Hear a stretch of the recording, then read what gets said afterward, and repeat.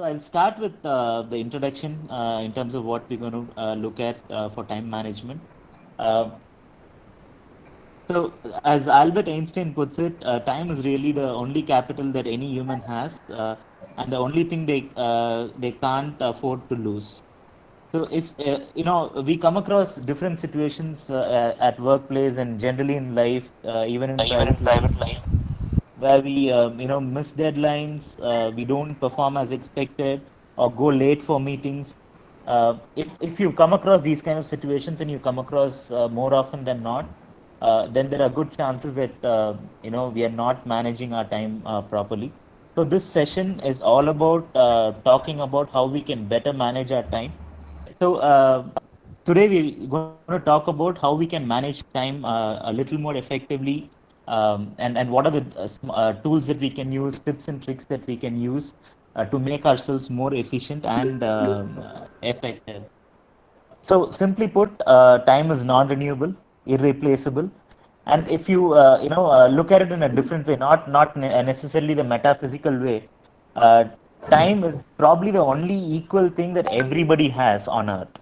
24 hours, and if you think a little more deeply, you'll realize it's the same time for everyone, but yet some people achieve more than others. So that's the thought, in terms of introduction, that I'd like all of you to think through. And if you're all into projects and you want to manage your project better, really project management is about time management. Allocating the right time to the right tasks. That's all about the mantra of effective project management. So on that note, I'll ask you to just quickly visualize that if you had 86,400 rupees every day getting credited to your account, and if you don't use it properly, end of the day it gets burnt, right? Wouldn't we all try to manage our accounts better and use that money effectively? That's exactly what time is all about. We have 86,400 seconds every day, and yet there are good chances that we don't make effective use of the time that we have in hand. Uh, so often we don't understand sometimes the value of time. Sometimes we take it for granted. And I just want to give you the example that to know the value of a split second. Probably I think we should talk to Usain Bolt, and more importantly Gatlin and Asafa Powell, because it's just a few microseconds, milliseconds that they are slower and have not won the Olympics or the gold medals at the World Athletics Championship for 100 meters or 200 meters. One way of representing how my hours are split. How many hours I use for sleep, how many hours I use for the role that I do with R2D2, how many hours for the spinal foundation, for other areas like general assignments that I do for new motion, yoga foundation, fitness, family time, and things like that. I also have an hour of buffer. So what this does is, when you map it like this, it helps you exactly decide how many hours you want to do for what, and helps you stick to it. That way, your time is effectively managed, and you're much more efficient. This is perhaps a tool that if some of us are inclined, we can use it. Samson, if you can go to the next slide. So, very practically put, time management can be divided into three aspects as foundational pillars. If we are able to manage these three things, we'll be managing our time very effectively. The first one is obviously prioritization. To be able to set priorities and stick to it. The second is expectation setting. Often, this is an area that a lot of us fail to set that right expectation. Only if we are able to set that expectation, understand expectation, we'll be able to prioritize. So this is a very, very vital area in terms of being able to set that expectation and stick to those expectations. And the third one is, after the expectation is set, prioritization is done, how we schedule our time and how we execute it. So these are the foundation pillars. We'll start with prioritization.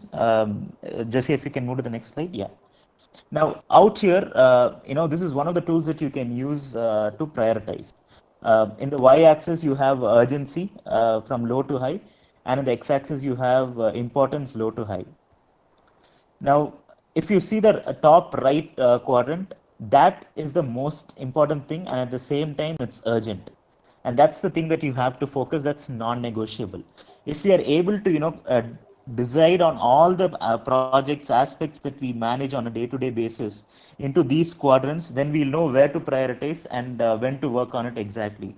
So whatever falls in the top right quadrant, which is non-negotiable, which is high in importance and urgent too, is something that we have to do it now, like really, really right now. As an example, this could be a burning issue, a crisis management thing, or a client-facing issue, or something that needs immediate attention and top in terms of priority. So any of these fall in this quadrant. The one in the right bottom, it's important, but it's not decided whether it's urgent or not. It could be low in terms of urgency. So the question that we need to ask for all of these items is, how soon should I be doing it? Yes, it is important, but how soon should I be doing it?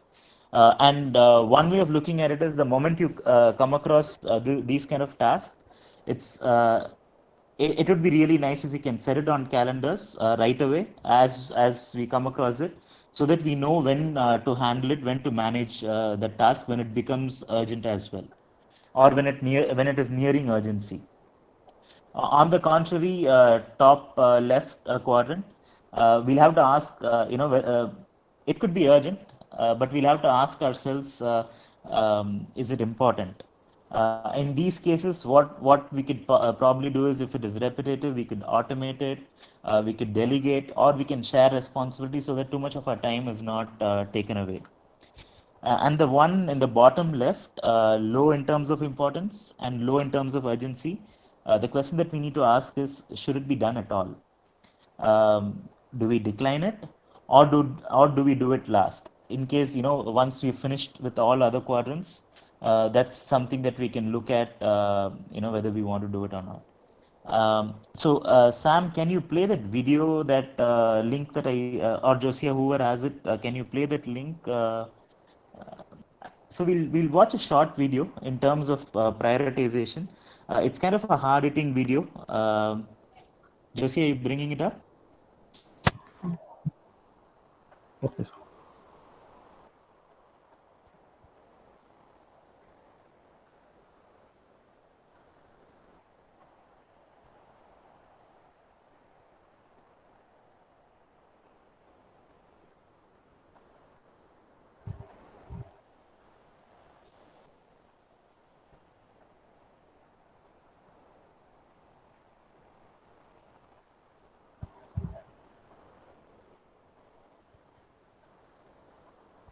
While Josie is bringing it up, any questions this far? Any thoughts? Any comments?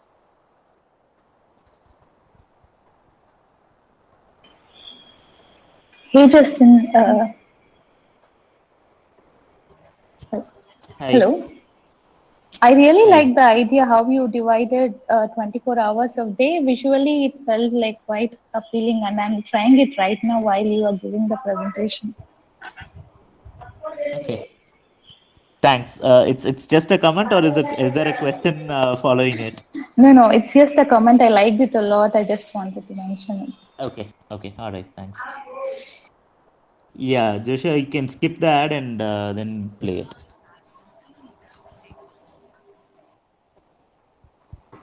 Your name is Elizabeth. Your work life, family life as well, children. Yeah. What's the nature of your work, Simon? I direct an international firm. An international firm. You turn on the closed captions for the video? All kinds of Okay. people in the firm and outside the firm. Okay. You want a written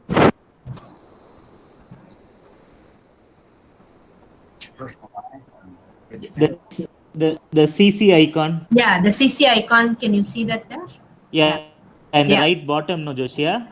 Yes. Yeah, he got it. Ever Yeah. feel like you get bogged down in the thick of thin things? Well, that might be analogous to all these little small things tend to fill our life. And that just little by little, they just accumulate. Now, Your job can't go above this. It's to get all those large rocks in the jar. Good luck.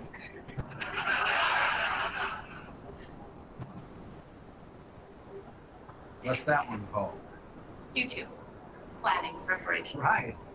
Planning, preparation, prevention, and empowerment. And the next rock she's putting in there is called relationships with family.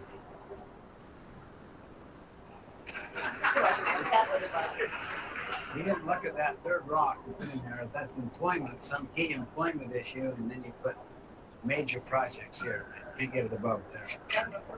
Oh yeah, that's right. Yeah, that's called service community church.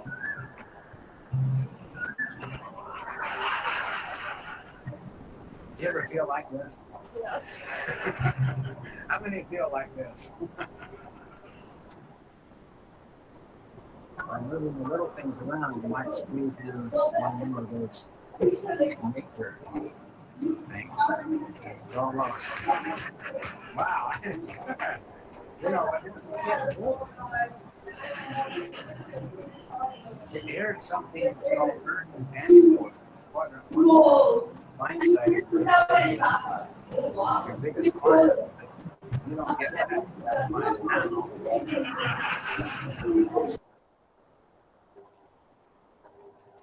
You've given up your vacation. And you have no special block of time just for yourself. I'll tell you what you can do if you want to. You can take a whole different approach. You have a totally fresh goal. You can work out of a different paradigm altogether. Well, then I'd rather put these in the bottom. And then put a little pebble on. Employment, Big opportunity. big opportunity. Important and urgent. Block of time. Those young children keep looking at me. Glad my husband's not here.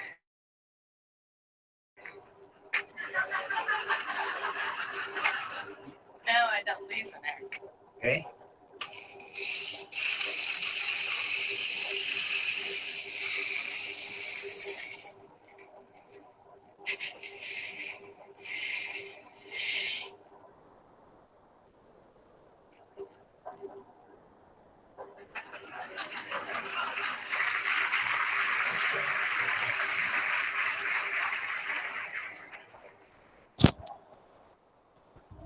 Thank you, Joshua. You can move back to the presentation. Right. Any thoughts on the video that we watched? Any questions? Any comments? I'm trying to keep this interactive. You know, it may not be kind of a one-way session. Any thoughts? What did we learn from that video?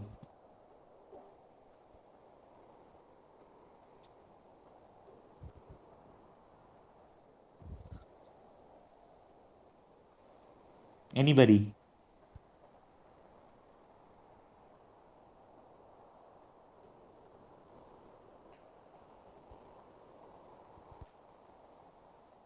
Okay. If there are no comments, questions, I'll sum up. Yeah. Somebody's Maybe- talking. No, I'm just wondering if I should have people turn their videos on.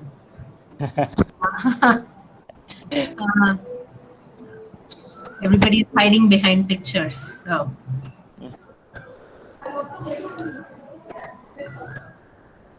Right. So I'll summarize. What was the key takeaway from that video? Can somebody share? Can I tell, ma'am? Yeah, go ahead, Varun. Yeah. Yeah, maybe it's, I mean, they were trying to imply that, we have a lot of unwanted, necessary stuff filling up our life and we're forgetting the important blocks. We are trying to, prioritize the important blocks first, then add in the unwanted stuff, then, yeah, it'll be a balanced thing is what they're trying to imply. That's very good. That's very good. Yes. So for those of you who don't know, we'll have Varun has just joined our group, and great start, Varun, setting an example. Thank you, ma'am. Thank you, Varun. Yeah, I think that pretty much summarizes, the entire video. And I think what's important in life is to understand what our goals are, what our priorities are, and focusing and channelizing our time and effort for that, than getting distracted with unwanted things. So I hope this small tool, after you kind of do your time map as it is shown in the previous slide, after that, if you put all of those things in these four quadrants, you will realize, what is urgent, what is important, what is both combination of both, and what is not a combination of both. So that way we'll be able to better manage our time. Josie, you can go to the next slide. So the second pillar, as I said, is really the expectation setting pillar. And one good way of doing good expectation setting is to communicate well. Whenever we have a task in hand, right, or multiple tasks in hand, we'll have to ask ourselves which task takes the most priority. And if this is coming from somebody who's supervising us, it's always good to ask them, hey, which one is the priority, which one, where should I spend more time on, how much time do you exactly want me to spend on each of these projects, and what are the deliverables that are expected in that particular span of time, and if these are the deliverables, how much time do I have, what are the expected timelines, by when should I deliver. So that communication is very, very important, as we start with in terms of expectation setting. Now once that is done, committing to that is also very important. But before committing, ask yourself, whatever timeline was given to you, is it reasonable and realistic? At any point, should you feel that it's not reasonable, realistic, please be upfront and tell them that, hey, this is not going to work out. This is the way I see it. This is the way I break down these projects and problems. And therefore, I'd be needing X amount of time, or X plus Y amount of time. That's something that we have to do before committing to it. Always, learn the tactfulness of being assertive, and feel free to say no when it can't be done. I think later in life we'll all realize that the times that we said yes, and we're not able to kind of match that promise, those are the regrets that we'll have. So it's always nice to say no if you're not able to deliver anything that we feel is unrealistic. And then the mutual agreement. It's important that both parties agree that this is what we're going to deliver, and this is the timeline that we're going to deliver in. um, Always keep in mind, a proactive response calls for is actually an excellent way of managing the project. If you foresee a delay, communicate at the first instance that you foresee a delay, because there's no point in let's say next Wednesday is a particular timeline for delivering a project. There's no point in saying it on Tuesday night or Wednesday morning that, hey, I could not, ma'am, I could not deliver the project. It's because of XYZ reason. That's not a good sign of good project management, not a good sign of good time management. The moment you realize that there is going to be a possible delay, at that instance it's always nice to communicate, saying, it's not going to happen, these are the reasons why I foresee delay. And then to follow it up with a renewed plan with a revised timeline. When we are able to do all of these things, I think the expectation is well set between both parties, and there are no you know feeling of disappointment. Just here we can move to the next slide. Yeah. So in terms of time scheduling and execution, this is the the critical piece after we've done the prioritization and expectation setting. That's more like planning, right? Now this is the real piece where you start working. Now, earlier we saw this time map, the constant time that we have. What really helps for us to manage that planning of whatever we did in terms of prioritization and in terms of expectation setting, is to actually start creating those. It's more like a habit. Time management is a habit. Punctuality is a habit.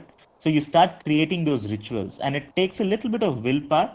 But once you start working through it, we'll eventually get there. Researchers say that anything that you convert into a habit through a ritual and then translate that to a lifestyle, there are new neural pathways and muscle memory that starts kicking in.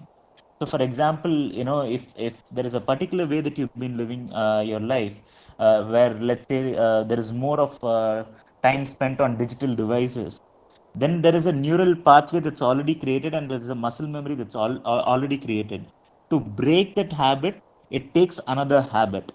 And researchers suggest that anything that you continue to do, even if you find it difficult, for about 20 to 70 days, you form a ritual.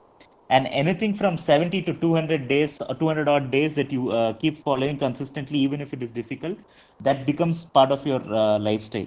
One example that I can give you from my own personal experience is I'm never a runner in the morning, or for that matter, for fitness, I never used to run. I hated running. And after I took to the wheelchair, again, I never used to like the fact that I have to push wheelchair. I always enjoyed swimming, but pushing wheelchair was never my ball game. Um, but last year, I decided when this COVID thing happened and swimming pools were closed. Obviously, I live in a community where, in a controlled manner, you can go around if you follow social distancing. Pushing the wheelchair for the first 1 week or 1.5 weeks, even for about 800, 900 meters, 1 kilometer, less than 1 kilometer, was so tough. But I just kept on saying to myself, hey, I'm going to keep doing this for 3, 4 weeks, and then let's see, what happens. Come what may, but I will, without excuse, do this. But today I push about 4 to 5 kilometers every day. So that's the new neural pathway or the muscle memory I'm talking about. Even if it's difficult, if we push ourselves, create that ritual, and translate them into a lifestyle, then it sticks on. And these days, if I'm not able to do that morning wheelchair push, wheelchair run, I kind of start, getting a little restless why I didn't do that. It's also a self-awareness and, the willpower that I was talking about. Usually what happens is when you're trying to, break a habit and form new habits, obviously you are going to be distracted. As kids, while we were in school, our parents say that focus, concentrate, but nobody ever teaches how to focus and how to concentrate. And then there is this monk, I think his name is Dandapani. You should probably watch his videos. He teaches techniques in terms of how to get ourselves focused, concentrate, and be more self-aware. It's more, the pathway in your brain where if it drifts because of a distraction and you're trying to break a habit and do a new habit, you will have to bring whatever drifts, that self-awareness and consciousness, back to the focus where we want to. Another important thing is stay away from energy suckers in life, and embrace energy boosters. There are a lot of things that actually, kind of take our time. They just take our time for nothing. So try staying away from those things and start embracing things that actually, boost your energy and actually provide value for your time. And always, it's a good habit when we do time management or project management, to under promise reasonably and over deliver, than committing to very steep ambitious timelines, and then regretting later or not being able to keep up the promise. So this should help us in terms of how we schedule our time and how we execute. Josie, you can move to the next slide. Right. So time management, what are the barriers to time management? Why are we not able to manage our time the way we want, in a better way? Obviously, the biggest culprit is procrastination. We all, say that we'll do it later, and we keep on pushing that. So ignoring the job, thinking that it will go away by itself, is one of the bigger contributors to procrastination. The second one is underestimating the time taken, right? And playing around with it, than actually in a serious way looking at how much time it will take, or probably overestimating the resources and the capability that we have in hand. That also leads to procrastination. Then indecisiveness, spoiled for choices, or not knowing which way to lean on, and what decision to take. That also leads to procrastination. And then, here and there, minor delays, sum of all of it then contributing to the big delay. So if we are able to address all of these issues and ensure that we stay focused, not get distracted, I think that's extremely important for us to manage time. And I spoke about this in the previous slide, energy suckers. So it all boils down to our mind space. How much of our mind space is used for how much time? Typically, if you're talking about, and these days, the biggest distraction for most of us is either through digital devices or social media. Now, how much of our mind space do we actually want to spend for something like that? And how much time are we going to spend? While we totally understand, all work and no play makes all of us dull. Do we want to, kind of fix and say that, hey, this is the time that I'm going to spend either on social media or on Netflix, Amazon, and then sticking to it, making that as a habit and not drifting away from that. I think that you know if we are able to push away that black hole and actually focus on things that actually meaningfully contribute, I think we probably do a reasonably well job in terms of time management. So the key really is not spending time, but in investing it. So with that, I think the slides are over. The session in terms of what I wanted to facilitate is over. But happy to take questions, comments, thoughts. I'd be very keen to hear experiences where you felt that you managed your time well, or wherever you felt that you did not manage your time well.